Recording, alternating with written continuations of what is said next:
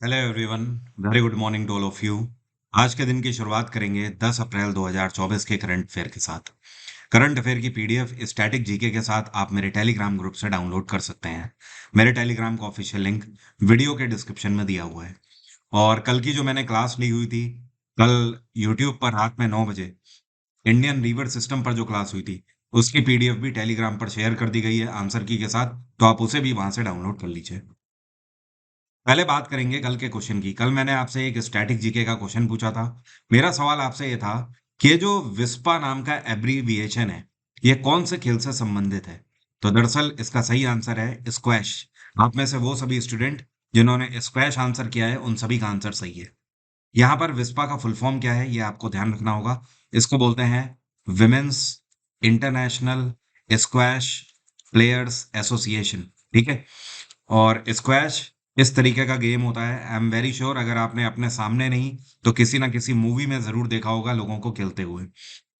यहाँ पर दरअसल दो खिलाड़ी होते हैं, या सिंगल खिलाड़ी भी हो सकता है, जो कि टेनिस का रैकेट लिए होता है और टेनिस बॉल ही उसी तरीके से यहाँ पर हिट करनी होती है। बस अंतर ये होता है कि टेनिस दोनों छोर पर दो प्लेयर्स के बीच में होता है, या दो दो के पेयर्स के बीच में होता है, जिसको डबल्स टाइटल बोलते हैं। यहाँ पर क्या है कि एक तरफ वॉल होती है, जो गेंद होती है वो दीवार में टकरा के उसी रिफ्लेक्शन के साथ वापस आती है, तो इसको बोलते हैं स्क्वैश। विस्पा एक ऐसी एसोसिएशन है जो कि पूरे दुनिया भर में महिला स्क्वैश प्लेयर्स के लिए कहीं ना कहीं मॉनिटरिंग का काम करती है। विस्पा की स्थापना 1983 में करी गई थी और इसका हेडक्वार्टर है लंदन। इस तरीके के स्टैटिक जीके के क्वेश्चन कई बार आपसे पूछे जाते हैं। अगर आप स्टैटिक जीके में कोई भी समस्या देख रहे हैं, आपको किसी भी तरीके की कोई समस्या है, तो आप मेरी स्टैटिक जीके की ये किताब आज ही अमेजोन से ऑर्डर करके अपने घर मंगा सकते हैं। इस किताब को हिंदी और इंग्लिश दोनों में मैंने अवेलेबल कराया है। एग्जाम कोई भी हो, हर एक एग्जाम के लिए रेलिवेंट है। 81 टॉपिक मैंने स्टैटिक जीके के कवर किए हुए हैं, जो कि पूरी स्टैटिक जीके को कवर कर लेती है ये किताब। साथ में 1800 से ज्यादा टीसीएस पैटर्न पर आधारित स्टैटिक जीके के क्वेश्चंस भी मैंने इसमें कवर किए हुए हैं। तो वन स्टॉप सॉल्यूशन है। ऐसी किताब आपको इस टाइम पर पूरे मार्केट में कहीं पर भी अवेलेबल नहीं मिलेगी। इसी वजह से इसमें टाइम लगा है, क्योंकि ये एक ऐसी किताब है जहां पर स्टैटिक जीके के टॉपिक्स तो हैं ही, साथ में उससे जुड़े करीब करीब 2000 क्वेश्चंस भी हैं। और ये जो बुक है, इसके दोनों लिंक, हिंदी और इंग्लिश दोनों के लिंक वीडियो के डिस्क्रिप्शन में दिए हुए हैं। वहां से आप डायरेक्टली अमेजोन पे जाके इसे ऑर्डर कर सकते हैं। अब शुरू करते हैं करंट अफेयर। ये कौन सा वर्ष है जब भारत में जीआई टैग्स की संख्या 600 को पार कर गई है। जीआई टैग पहले आपको बता देता हूं, इसको बोलते हैं जियोग्राफिकल इंडिकेशन। पूरे भारत भर में या पूरे दुनिया में किसी भी जगह में कोई भी वस्तु जब बहुत प्रसिद्ध होती है, तो उसको जीआई टैग दिया जाता है। जीआई टैग का मतलब यह है कि वो जगह उस वस्तु के हिसाब से जानी जाती है। एग्जाम्पल के तौर पर अगर बोला जाए, तो देखिए एक तरीके की स्पेशल चप्पलें आती हैं जिनको बोला जाता है कोल्हापुरी चप्पल। तो कोल्हापुर कहाँ पड़ता है? कोल्हापुर शोलापुर ये पड़ते हैं महाराष्ट्र में। तो महाराष्ट्र में वो जो स्पेशल चप्पलें बनाई जाती हैं हैंडीक्राफ्ट तौर पर, उसे कोल्हापुरी चप्पल का जीआई टैग मिला है। उसी तरीके से उड़ीसा और वेस्ट बंगाल को रसगुल्ला के लिए जीआई टैग दिया गया है। तो ये होते हैं जीआई टैग्स। तो इसी साल साल 2024 में 600 जीआई टैग्स की संख्या भारत में पार कर गई है। और एक इंटरेस्टिंग बात, पहले जीआई टैग्स के मामले में तमिलनाडु नंबर 1 पे चल रहा था, लेकिन अब उत्तर प्रदेश नंबर 1 पे आ गया है। उत्तर प्रदेश में इस टाइम पर 69 जीआई टैग्स हैं, जो कि सबसे ज्यादा है। और तमिलनाडु दूसरे नंबर पे है 58 जीआई टैग्स के साथ। अभी हाल ही में 31 मार्च के दिन, 31 मार्च 2024 के दिन एक साथ भारत को 63 जीआई टैग्स मिले हुए हैं। पिछले 20 सालों में अगर बात करें, तो भारत की तरफ से 1158 जीआई टैग्स के लिए अप्लाई किया गया था, और जिसमें से 635 जीआई टैग्स दिए गए हैं भारत को। तो ये जो कि 600 से ज्यादा हो गए हैं। और एक और बात ध्यान रखिएगा, ये जीआई टैक्स यूं ही नहीं होते हैं। इसका कहीं ना कहीं अंतर्राष्ट्रीय बाजार की पृष्ठभूमि पर बहुत बड़ा असर पड़ता है। एग्जाम्पल के तौर पर अगर बात करी जाए इन प्रोडक्ट्स की, तो ये प्रोडक्ट इतने ज्यादा फेमस हो जाते हैं कि दुनिया भर से इनकी ट्रेडिंग होती है। लोग दुनिया भर से इन्हें बल्क में भी ऑर्डर करते हैं और अपने अपने कंट्रीज में बेचने का भी काम करते हैं। ये कौन सी राज्य सरकार है जिसके द्वारा बूथ राबता नाम का एक नया प्लेटफॉर्म लॉन्च किया गया है? तो इसको पंजाब सरकार के द्वारा लॉन्च किया गया है। और पंजाब के अंदर जो स्टेट इलेक्शन कमीशन है, इनके द्वारा लॉन्च किया गया है। बूथ राब्ता एक वेबसाइट है। इस वेबसाइट के अंदर जाकर जो पंजाब के लोग हैं वो अपने बूथ के बारे में जानकारी ग्रहण कर पाएंगे। मतलब एग्जाम्पल के तौर पर उनका बूथ कहाँ पर है, कौन से बूथ में जाके उन्हें वोटिंग करनी है इस बार के लोकसभा इलेक्शन में, ये सारी जानकारियां इस पर्टिकुलर वेबसाइट से उन्हें मिलेंगी। और इसको लॉन्च किया है वहाँ की डिस्ट्रिक्ट इलेक्शन ऑफिसर और डेप्यूटी कमिश्नर डॉक्टर पल्लवी के द्वारा इसको लॉन्च किया गया है। और ये जो वेबसाइट है, ये वेबसाइट किसी पोर्टल की तरह नहीं है, जस्ट इंफॉर्मेशनल वेबसाइट है। पंजाब में इस टाइम पे मुख्यमंत्री हैं भगवंत मान। यहाँ पर आम आदमी पार्टी की सरकार है और यहाँ पे गवर्नर है बनवारी लाल पुरोहित। पंजाब के कई बार आपसे फोक डांस भी पूछे जाते हैं, तो ध्यान रखिएगा यहाँ के फोक डांस हैं जैसे कि नकल फोक डांस है यहाँ पर, और एक नाच है जिसको भंड नाच बोला जाता है, एक है किकली नाच यहाँ पर परफॉर्म किया जाता है, गिद्दा है और भांगड़ा है। वैसे गिद्दा और भांगड़ा ऐसे सिंपल बहुत है, ये आपसे नहीं पूछे जाते हैं। आपसे नकल पूछेगा, भंड पूछेगा, किकली पूछेगा, ये सारे पूछता है।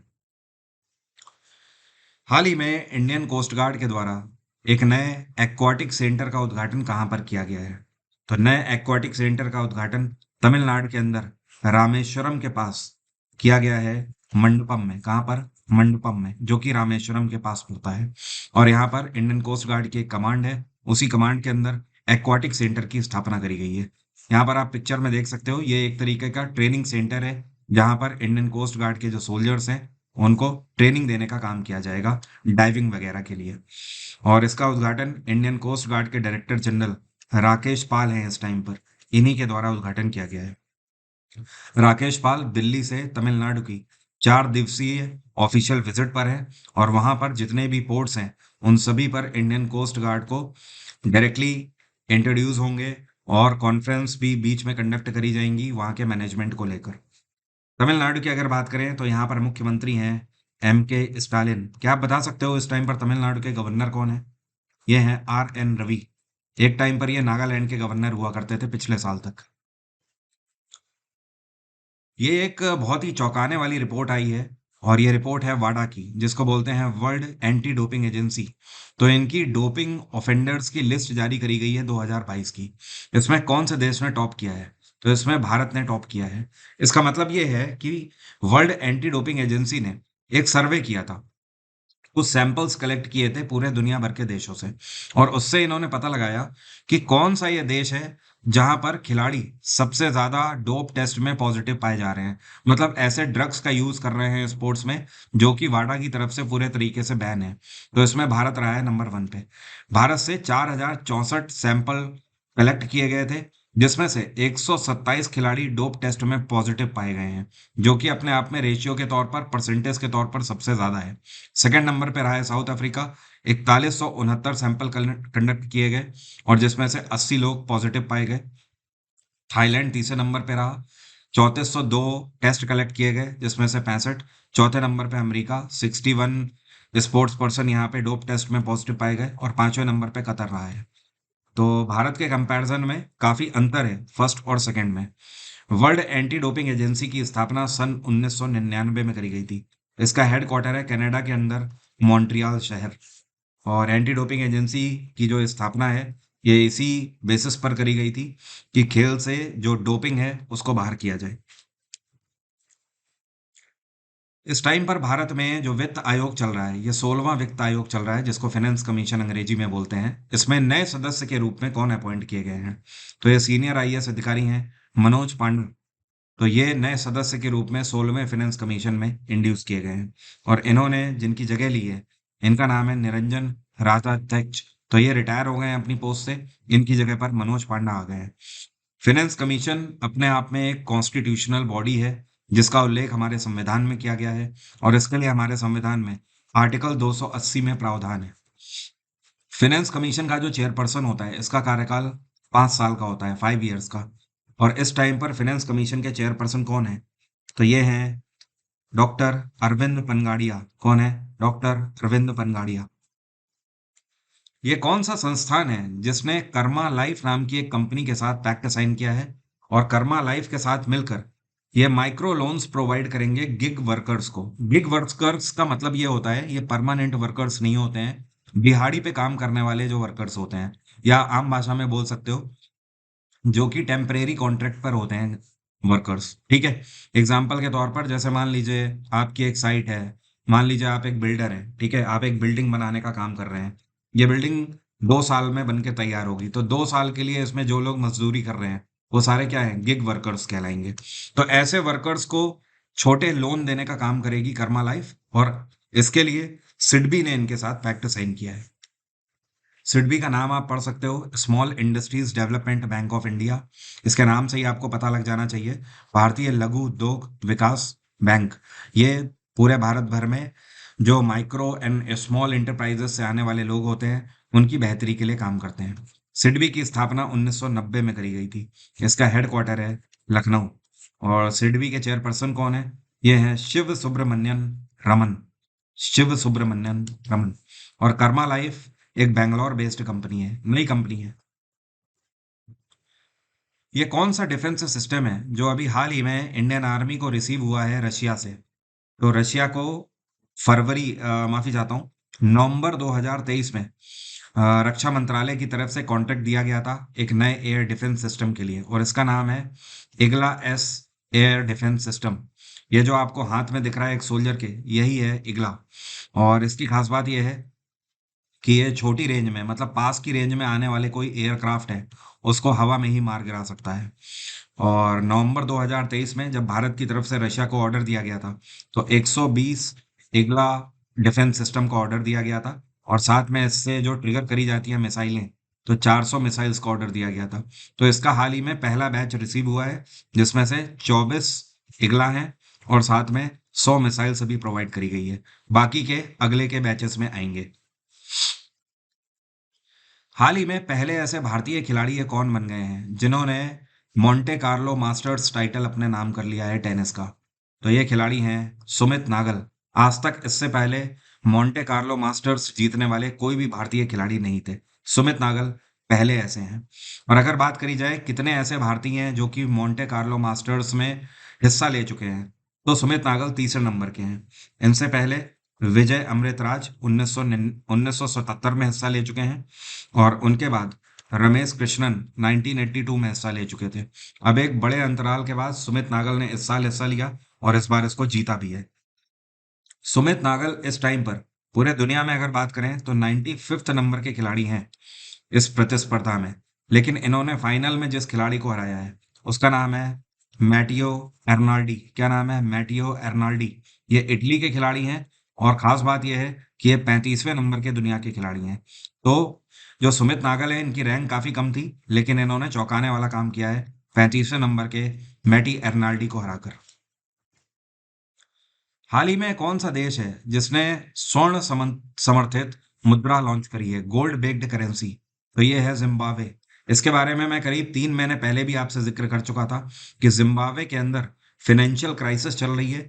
यहाँ पर जो मुद्रास्फीति है वो लगातार बढ़ती चली जा रही है, जिसकी वजह से जो यहाँ का मार्केट है वो इनस्टेबल हो गया है। जिम्बाब्वे में अभी तक जिम्बाब्वियन डॉलर चलता था। डॉलर की यहाँ पर स्थिति बहुत बुरी हो गई है। इस टाइम पर 1 US डॉलर के बराबर में 362 जिम्बाब्वियन डॉलर आ रहे हैं। अब आप समझ लीजिए, जैसे कि 1 US डॉलर में इस टाइम पर करीब 82 इंडियन करेंसी होती है, 82 रुपए आते हैं। उसी तरीके से आप समझ लीजिए 362, ठीक है। इवन अगर भारत की मुद्रास्फीति की बात करें तो हमारी जो मुद्रास्फीति है वो 3 से लेकर 5% के बीच में इन्फ्लेशन रह रहा है। लेकिन जिम्बाब्वे में ये इस टाइम पर चौंकाने वाला है, 55% चल रहा है। तो इन सारी चीजों को देखते हुए नई गोल्ड बेस्ड करेंसी स्वर्ण समर्थित मुद्रा लॉन्च करी गई है। ये करेंसी कैसे वर्क करेगी इसके बारे में कल एक वीडियो आने वाला है, तो स्टे ट्यून्ड रहिएगा। कल शाम से पहले ही आपको इसके बारे में वीडियो मिल जाएगा, उसमें मैं आपको प्रॉपर बताऊंगा गोल्ड बेस्ड करेंसी के बारे में। इवन एक और बात यहाँ पर ध्यान रखें, यहाँ पर इस मुद्रास्फीति के चलते जो जिम्बाब्वियन डॉलर है वो अब नहीं चलेगा। उसके लिए जिम्बाब्वे सरकार की तरफ से 21 दिनों का समय दिया गया है। जैसे अपने देश में डिमोनेटाइजेशन हुआ था, उसी तरीके से अगले 21 दिन के अंदर जिम्बाब्वे के लोगों को पुराने जो डॉलर्स हैं उनको रिप्लेस करके ये वाली करेंसी लेनी होगी। उसके बाद नोट नहीं बदले जाएंगे। और ये जो नई करेंसी लॉन्च करी गई है इसमें 1 से लेकर 200 तक के नोट लॉन्च किए गए हैं। जिम्बाब्वे की कैपिटल है हरारे और यहाँ के राष्ट्रपति हैं एमरसन नांगावा। क्या नाम है? एमरसन नांगावा। हाल ही में ये कौन है जिनको prestigious award medal of honour से सम्मानित किया गया है कॉन्सुलर डे 2024 में चेन्नई में? तो ये है नीरज ए शर्मा। अब सवाल उठ रहा है ये है कौन? देखिए, रिपब्लिक ऑफ पलाऊ जो कंट्री है ना, पलाऊ, ये ओशिनिया कंट्री है। तो इसके ये राजदूत हैं भारत में, ठीक है। महावाणिज्य राजदूत हैं ये भारत में। तो इनको सम्मानित किया गया है मेडल ऑफ ऑनर से भारत सरकार की तरफ से। ऐसा इसलिए किया गया है कि इनके एम्बेसी में रहते हुए भारत और पलाऊ के बीच में जो बायलैटरल रिलेशन है, जो ट्रेड रिलेशन है, वो काफ़ी बेहतर हुए हैं, जिसकी वजह से इनको सम्मानित किया गया है। और ये अवार्ड इनको तमिलनाडु के गवर्नर RN रवि के द्वारा दिया गया है। अब पलाऊ देख लेते हैं कहाँ पर है। देखिए, इस पूरे मैप में आप देख सकते हो, वर्ल्ड मैप में ये हमारा भारत है, ठीक है। जब आप इधर आओगे साउथ ईस्ट की तरफ, तो यहाँ पर ये आपको छोटा सा पलाऊ दिख रहा है, ठीक है। बिल्कुल पॉइंट के बराबर ये आपको दिखाई दे रहा है, यही देश है पलाऊ। और इसी वजह से ओशनिया कंट्री है, चारों तरफ आप देख सकते हो समुद्र है इसके, ठीक है। और इसके और आप साउथ में जाएंगे तो पपुआ न्यू गिनी, और नीचे आप चले जाएंगे तो ऑस्ट्रेलिया आ जाएगा। क्लियर है? तो इंडोनेशिया से आप बोल सकते हो नॉर्थ ईस्ट की तरफ जब आप जाओगे तो आपको पलाऊ मिल जाता है। और इसकी कैपिटल क्या है? इसको बोलते हैं गुलेरमो। क्या बोलते हैं? गुलेरमो। हाल ही में ये कौन है जो कि साउथ इंडियन बैंक के नए CFO के रूप में अपॉइंट किए गए हैं? तो साउथ इंडियन बैंक में नए चीफ फाइनेंशियल ऑफिसर के रूप में अपॉइंट किए गए हैं विनोद फ्रांसिस। और इन्होंने जिनकी जगह ली है, इनका नाम है Chitra H. Chitra H retire हो गई हैं। विनोद फ्रांसिस 18 साल का रिच एक्सपीरियंस लेके आए हैं बैंकिंग सेक्टर में। अब ये साउथ इंडियन बैंक को फाइनेंशियल ऑफिसर के रूप में कमांड संभालेंगे। और साउथ इंडियन बैंक जो है, इसकी स्थापना सन 1929 में करी गई थी। इसका हेडक्वार्टर है थ्रिसूर। क्या है? थ्रिसूर। और थ्रिसूर कहाँ पड़ता है? ये पड़ता है केरल में। एयर इंडिया को तो आप जानते ही हैं, पहले भारत सरकार के पास थी। सबसे पहले तो ये टाटा के पास थी, उसके बाद भारत सरकार के पास ये चली गई थी। और अभी पिछले साल ही टाटा ग्रुप ने इसे भारत सरकार से फिर खरीद लिया है। तो एयर इंडिया की तरफ से पूरे दुनिया भर के लिए, मतलब ग्लोबल एयरपोर्ट ऑपरेशंस के हेड के रूप में किसको अपॉइंट किया गया है? तो जो आपको पिक्चर में दिख रहे हैं, इनका नाम है जयराज षणमुगम। अब से ये एयर इंडिया को पूरे वर्ल्ड लेवल पर ऑपरेशंस के ट्रैक में हेड के रूप में संभालेंगे। और ये डायरेक्ट जिसको रिपोर्ट करेंगे, ये कौन है? ये हैं एयर इंडिया के COO, जिसको बोलते हैं चीफ ऑपरेटिंग ऑफिसर, क्लास गोयर्स। क्या नाम है? क्लास गोयर्स, ठीक है। और इससे पहले अगर बात करें तो ये बेंगलुरु इंटरनेशनल एयरपोर्ट में चीफ ऑपरेटिंग ऑफिसर के रूप में कार्यरत थे।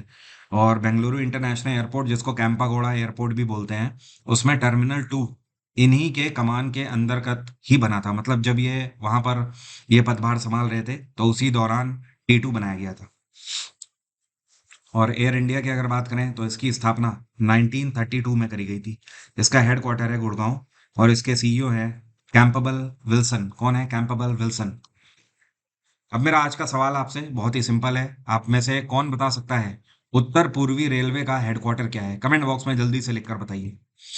नवरात्रि चल रहा है, आप डिस्काउंट कोड नवरात्रि 50 यूज कर सकते हैं एग्जाम इंजन में किसी भी मेरे बैच के लिए।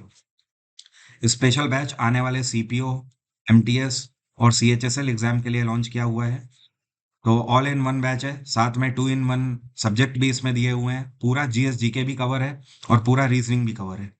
तो इस बैच को भी आप अवेल कर सकते हैं। जब आप एग्जाम इंजन में जाएंगे तो प्रीमियम बैच में आपको ये बैच मिल जाएगा। हर एक बैच में 50% को ऑफ है।